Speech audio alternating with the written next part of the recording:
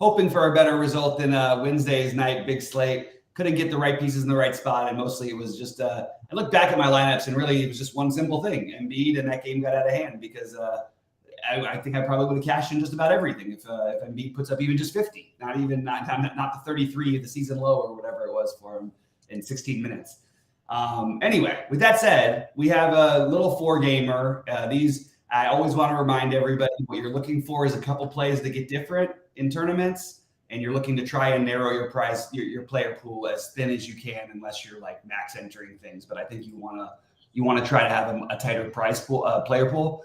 Early on, the projections aren't going to have anybody who looks like a must play, so it's going to be interesting to go through and just see the guys we want to play today, because I can make a good case against all of them, and when it's a small slate, I think it's the time to try to take some weird chances here. We also go ahead. I was going to say, also, despite the lack of success, really, I did have fun with the live sweat last night. We had one of our subscribers who was like who cast pretty deep in the fadeaway. We weren't rooting for him to get there. We were rooting for him to hold on. And that's kind of like a different type of sweat. So when you root for someone to hold on to get there, you got to root for like one guy. When you root for someone to hold on, you got to root against like 80 guys. At least 80 guys. So that's a little different. And we were following the 888, the 777. We watched JSU Rab take it down, and then we saw this guy with one lineup win the fadeaway. Just nearly impossible. So good for him, but that was kind of fun sweat. And then literally just as I was logging off, someone noticed, "Hey Eric, how you doing in hockey?" I'm like, "Oh, I don't even know." And next thing you know, I was like in 11th. I'm like, "Oh God." I was just too tired. And next thing you knew, I ended up getting second in that thing. So there's always something to sweat. There's always something to do. But the other thing about tonight's slate, which is interesting, is not only there's not too much value, but there's nobody over 10K. I don't think. Let me just see. Yeah, there is nobody. There's nobody over 10K on the whole slate. So there's no one to really pay up for anyway. So it's Paul George being out. It looks like look, without even putting anything up, look right at the top of the board. Play those top dudes. You know what I mean? Like, but even just to pay 99 and 96, you are still going to need some value to make that work. So we're going to need some value to appear because we don't have the value that you desperately want. So it's going to we'll go through it and see what we can do to maybe make something happen. Yeah, my top. So when I usually run my sheets, even this early, you'll usually get, like, if there's really good value, you'll get one guy over 7x, a couple of guys over 6x, whatever. If it's kind of like mediocre value, you'll get like maybe one guy over 6x, the rest whatever. I have nobody projecting over 6x on the whole board right now, which is it's actually very rare. And I have nobody under like 4K that's even like projecting for any points really. And only one guy even under 5K that's projecting to be over even like 4.5, maybe 5x. So it is definitely a slate bereft of value. But as usual, I'm sure the whole country is going to get ruled out as soon as we log off. But we'll see how that goes. Yeah, and as I'll keep doing it with what it means to each team and all that stuff, and like as we go along, because like we have a first game here with the Knicks, where obviously the Knicks are in serious playoff contention, and they're probably going to get the 5 seed, but there's still a danger of them dropping back to the 6 or even the 7. So they're only 2 games up on the 7. They're going to try to win every game. That's the first thing.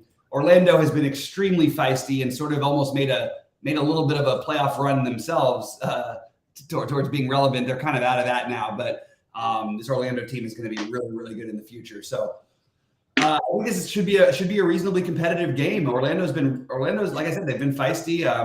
I think that right off the bat on this one, Mitch Robb. Let me make sure. Is your screen pulled up here? Sorry, I'm judging. Should be.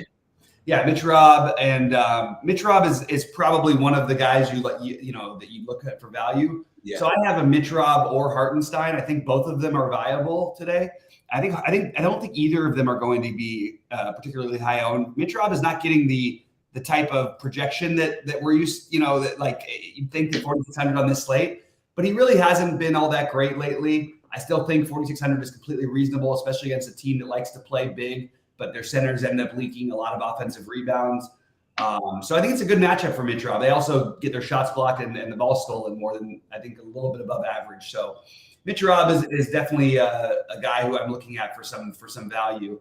I like the underpriced feeling Brunson and Randall. They both feel cheap, even on the back-to-back.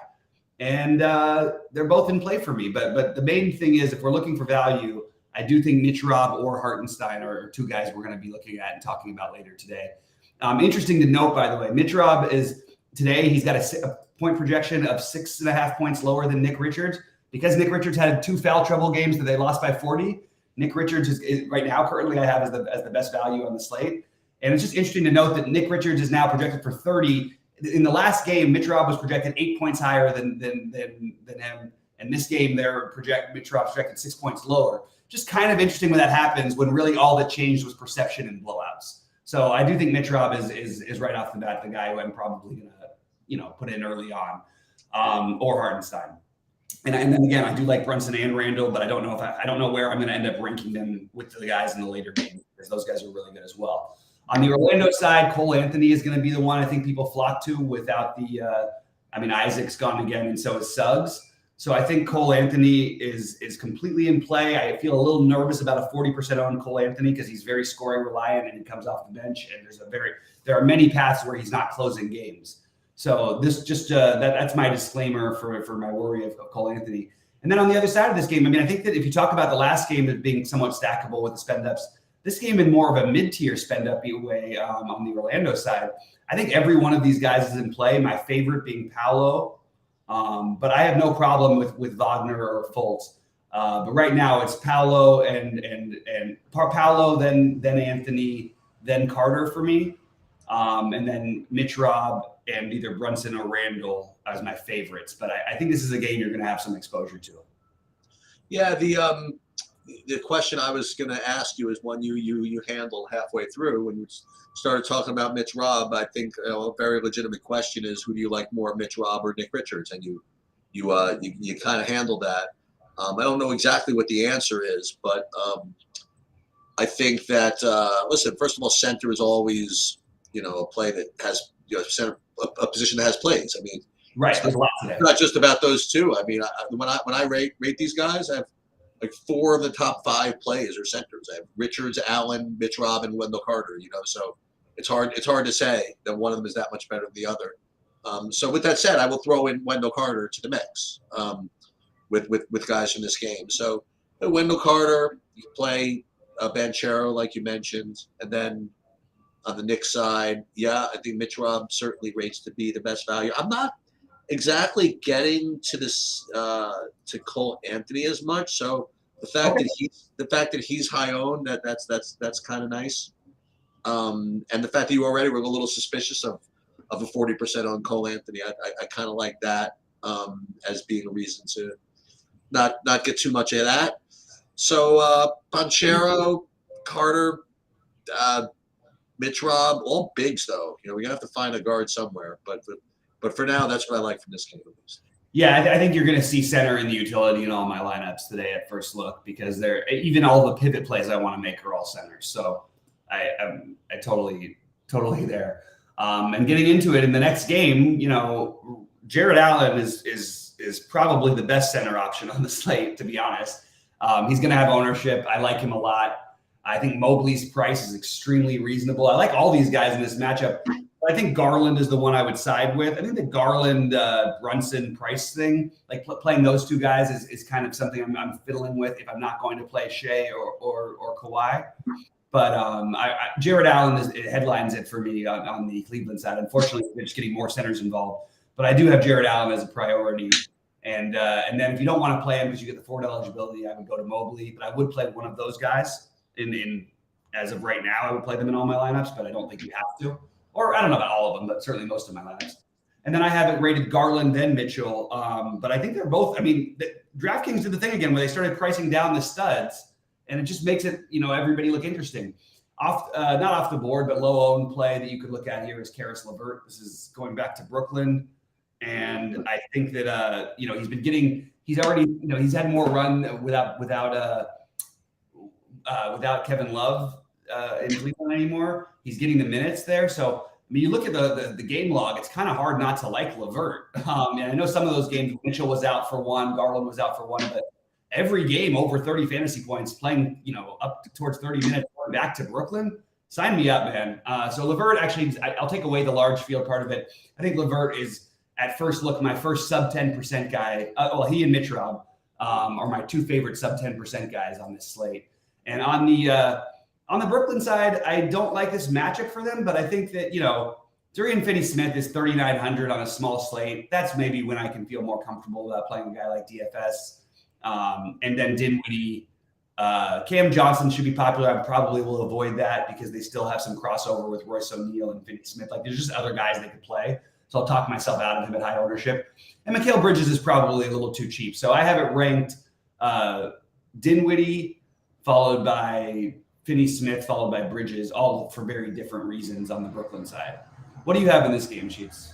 I think Mitchell's the best play. I mean, I just do. I mean, he's 8,400, and he's just on a slate without a lot of ceiling. You know what I mean? Like there are guys, but there's not like normally there's like 15 guys that can outscore Mitchell. And Mitchell puts up one of his games. He could blow the slate open. You know what I mean? So I actually like. Listen, I think Garland's not obviously. I think Garland's probably a better point per dollar play. But if you're just looking for ceiling, I mean, getting close to playoff Mitchell time. You know what I mean? It's getting close. Mm-hmm. I do like the idea of Levert going back to Brooklyn, as I do Jared Allen going back to Brooklyn. And they just had this game, and they both were good. So yeah, so I do like that. It's kind of hard to play Brooklyn guys. It's hard to play anybody against Cleveland. They just pack it freaking in. They just play really, really good defense, and it's just kind of where fantasy points usually go to die. But I mean, it's a 4-game slate. So I just every time I play Dinwiddie, I just regret it. That's the best I can describe it.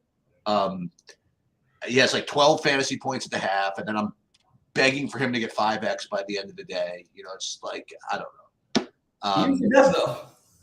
He does. He gets there. But I think Mitchell's probably the best play from this game. And if you're not going to play Shea or Kawhi, like for example, I think that's probably what I would do. Yeah, I just want to re-echo though, just the Mitchell and Garland. I think that one of those guys, even if you're playing the later guys, I do think trying to play one of them is a good idea. Basically one of them gets there every time, and I actually personally have Garland a little bit higher tonight. I tend to like Mitchell for the sort of the desperation. And look, it is on the road in Brooklyn. It's only a 4-point game that they're favored by. So it could be one of those games for Mitchell. But I tend to try to find like a real extra reason. The truth is you don't really need one on this kind of a slate. So maybe you're right. I do think one of those two is definitely the way to go. And when we look for value and we talk about different things, the minutes are down a little bit. We used to feel at least secure with Okoro's minutes. We don't even feel secure about that anymore. But that's another too thin value play that you could consider. So like DFS and Okoro, who are going to be low owned and super cheap, if you wanted to squeeze guys in, those would be guys you could look at. Not the most fun plays, obviously, in the world. Why don't you start off with Charlotte and New Orleans here? Yeah. So looky who's put up 3 straight smash fantasy point games, Mr. Valanciunas. Just wanted to point that out. And the best matchup in basketball for centers. Yeah, I mean, looks good to me. I mean, listen, you always have the risk of him getting those 19-minute games, but I don't know, man. This is 3 in a row where you're happy to have him, which is more than you could say about a lot of players if you want to know the truth. Mm-hmm. So I like that. Ingram is a guy that you play and do well with. Ingram's a guy when I play, he scores 15. So I'm probably going to avoid him. But hey, Rozier's always Rozier and McCollum. You could always try that. And again, there's just not a lot of value in the slate so far. So these mid-range type prices are pretty appealing. And like I said, you throw Valanciunas into the mix of really good center plays, I think. Valanciunas, McCollum, Ingram, and Rozier, and I don't usually. Now we talked about Richards already, so I figured that will have gone without saying. And Gordon Hayward at 5,700 looks reasonable too. So again, mid-range together, maybe that's the way to play if no value opens up, rather than spending up for like the Shays and the Kawhis. But I don't know. Mm-hmm. Yeah. So Nick Richards is going to look like a really good play. And I just want to point out, I said this on our last show, and I made a really long point of it. Nick Richards had the 2 down games in the blowouts and whatever. And I was just saying, okay, so they went from projecting him at 30 to projecting him at 20 fantasy points based on 2 weird games. And I said, that's just a mistake. Of course, Nick Richards at 0.2% ownership put up 42 fantasy points. I didn't end up getting to him because there was just so many other players. I thought he was mispriced. Actually, I did play him in one of my 88s, which cashed.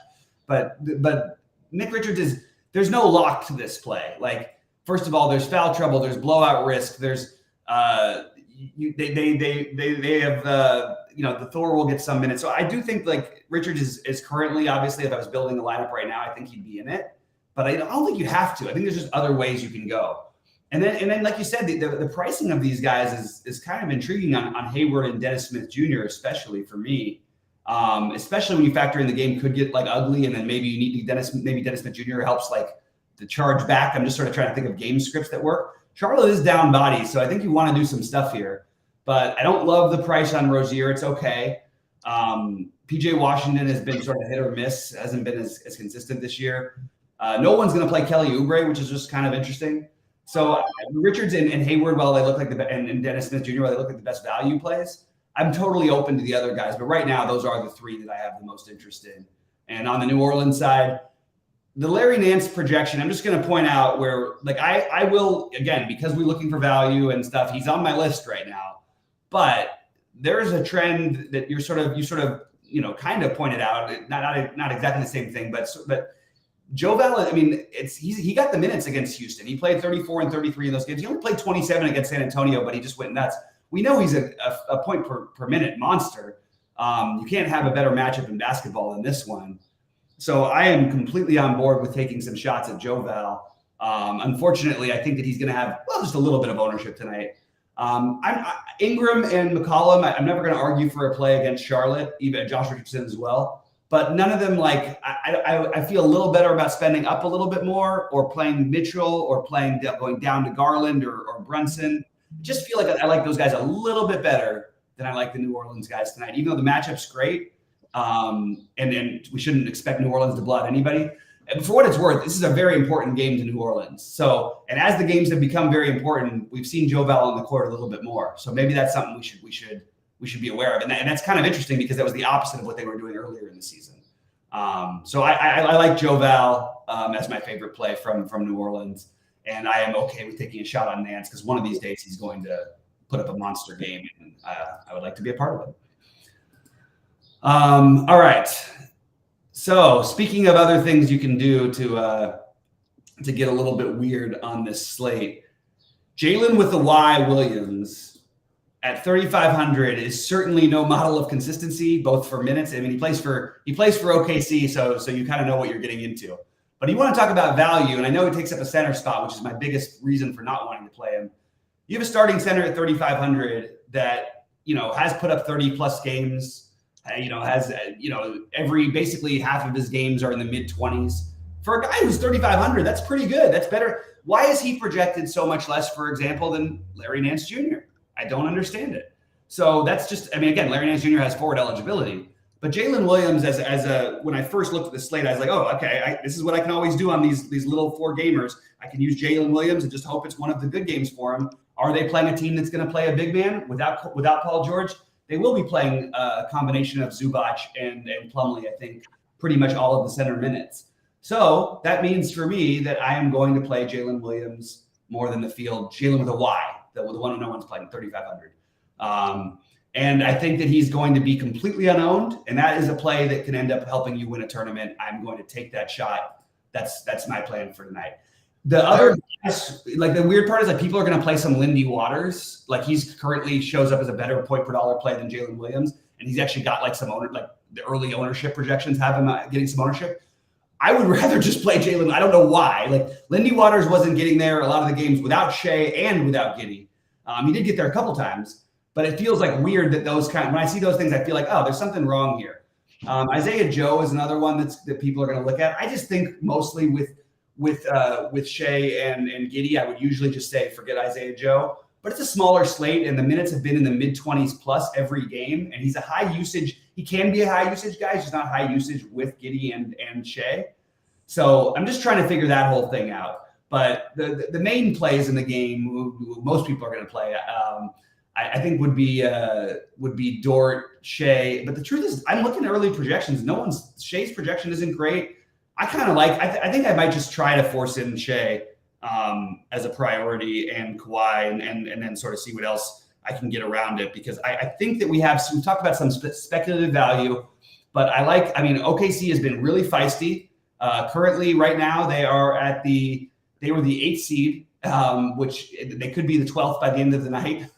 It's a very bunched up group. They've got a chance to get into the 6th seed still. The Thunder have been really, really scrappy. They've won 8 out of their last 10. I like the Shea play a little bit. And if you're not going to play Shea, I think Giddey is completely reasonable. But I kind of like Shea back in LA. For those of you who don't know, he played in LA. He was drafted by the Lake Clippers. And then on the other side, it's going to be, okay, which guys do we trust getting the minutes? And we think it's going to be Terrence Mann. It seems the most likely that he would get the boost. But it's so up in the air because we've seen him play just 5 or 10 minutes in some games. So I'm not going to play him as chalk. Marcus Morris, not an all overly exciting play, but it is a small slate. I'm not really in love with the other side outside of maybe just playing Kawhi or Westbrook. And that's pretty much what I probably will do. I do think Zubac is an interesting large field tournament play, but I don't think I would play him in my single entry stuff. And Nick Batum is another one of those fringy value plays that you could look into. Yeah, you would think that with Paul George out, it would be more than just say play Kawhi, right? You'd think that other guys would get boosts, but the other guys are just very, very fringy, with the exception of Westbrook. And we talked about this the other day, and you seem to have not obviously try to convince me, but you mentioned that those types of things don't really affect Westbrook as much as maybe other guys, because he would have, he would have been having the ball looking for other people anyway. You know what I mean? It's not whatever, but for whatever reason, again, this is there's no reason, right? I mean, Paul George out, Kawhi's going to project to be the top projected scorer on the slate. I mean, I think he's probably going to be a little bit higher on than this. And I think people are going to play Shea and Kawhi. I think I would start with maybe Westbrook just for fun. You know what I mean? And I don't play him too much, whatever. But maybe I just have to feel that with George out, it has to go somewhere. And aside from Kawhi, Westbrook's probably the best offensive player. You know what I mean? Even though he's got the reputation for not being that way anymore, I just think that's a lot of nonsense. Yeah, the reputation is a lot of nonsense. I mean, I think it's a lot of nonsense. If people don't think he's their second best offensive player, I don't know what to tell you. And it's going to be a fast-paced game, and he's very good in fast-paced games. And I don't know, 4-game slate. I would, I think that the Kawhi Shea pairing is gonna be. I think stuff's gonna open up to make that happen. And I don't think that Shea's going to be only 15%. I think he's going to end up getting more. But the Jalen Williams play, I mean, I will tell you this. I mean, he's awesome. It's going to be 2%. I mean, it's Jalen with a Y. Yeah. No one's going to play. We already talked about 100 centers. You know what I mean? Right. So no one's playing it. What about the other Jalen Williams? The other Jalen Williams is going to be a reasonable play. He's actually, I think he'll be the highest owned. Oh, I don't want that with shit. He's really good. You can play him and feel pretty confident that you're just going to get about 4.5 to 5x basically. Yeah. So I don't know what I really don't know what I'm going to do. Listen, if there's no other value, I know what's going to end up happening. I'll probably just start with something like what's in my lineups here. You know what I mean? Just the regular dudes. I'll have to pick probably one guy under 5K, probably Mitch Robb. You know what I mean? That's yeah. And then the rest will be mid-range stuff, Mitch Robb. Who else is under 5? Well, Dennis Smith Jr. is around 5K. Nick Richards around 5K. boy, here's a clipper for you. I can't do this. Eric Gordon at 25% ownership. I don't know. So I one thing I do agree with you about is that double center is going to make a lot of sense tonight. That's for sure. So I'll go through my preferred plays, and you'll see the issue that I'm going to have because I love the centers. I have Mitch Rob or Hartenstein. I like trying to get to one of Brunson or Randall. I like Jared Allen. If not, I think Mobley's reasonable. I like Garland or Mitchell. I really like LeVert. The more I think about it as a tournament play, so I might even be able to skip Garland Mitchell if I want to play LeVert.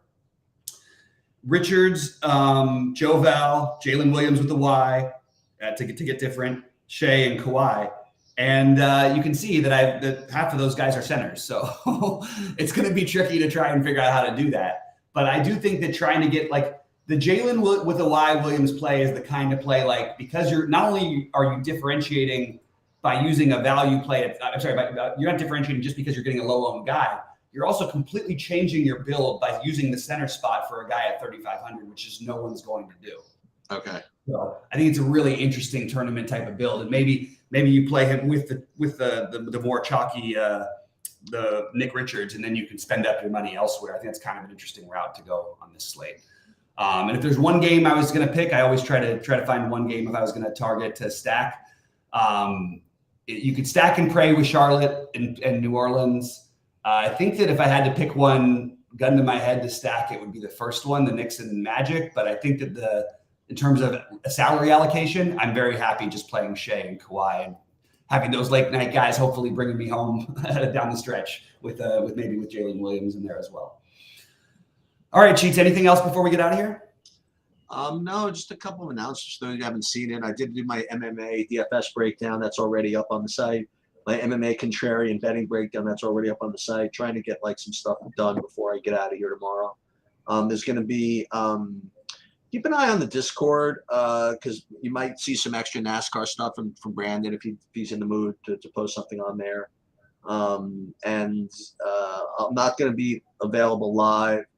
And again, I'm going to do my best to get projections up over the weekend. And that's all I can promise is to do my best.